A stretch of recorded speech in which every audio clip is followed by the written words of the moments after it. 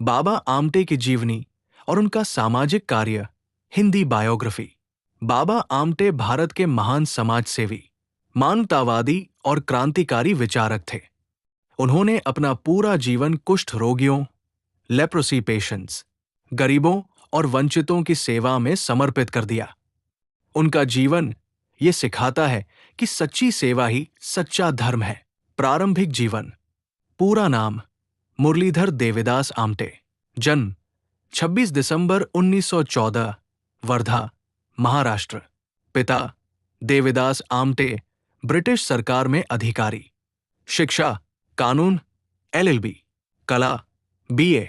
बाबा आमटे का जीवन शुरू में एक संपन्न और आरामदायक परिवार में बीता, लेकिन एक घटना ने उनके पूरे जीवन की दिशा बदल दी।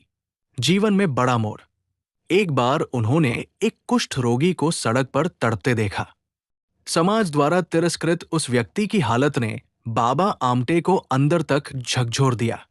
उन्होंने निर्णय लिया कि वे अपना जीवन कुष्ठ रोगियों की सेवा को समर्पित करेंगे। आनंदवन की स्थापना। स्थापना 1951।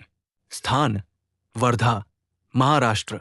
बाबा आमटे और उनकी पत्नी साधना आमटे ने मिलकर आनंदवन की स्थापना की।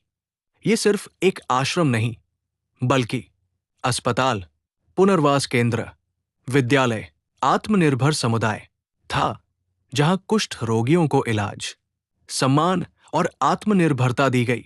बाबा आमटे के प्रमुख सामाजिक कार्य। एक कुष्ठ रोगियों की सेवा, रोगियों का इलाज, समाज में पुनर्वास, रोजगार और शिक्षा, आत्मसम्मान के साथ जीवन जीने का अवसर। दो आत्मनिर्भरता का मॉडल। खेती, हस्तशिल्प, छोटे उद्योग, शिक्षा और प्रशिक्षण।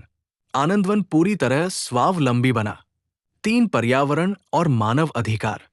नर्मदा बचाओ आंदोलन में सक्रिय भूमिका। आदिवासियों और विस्थापितों के अधिकारों की लड़ाई।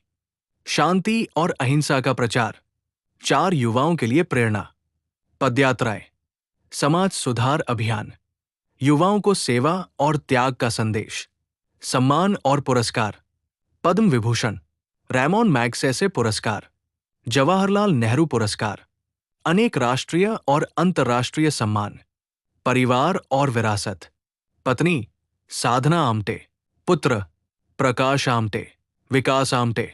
आज भी आनंदवन और उनसे जुड़े संस्थान उनके विचारों को आगे बढ़ा रहे हैं। निधन 9 फरवरी 2008।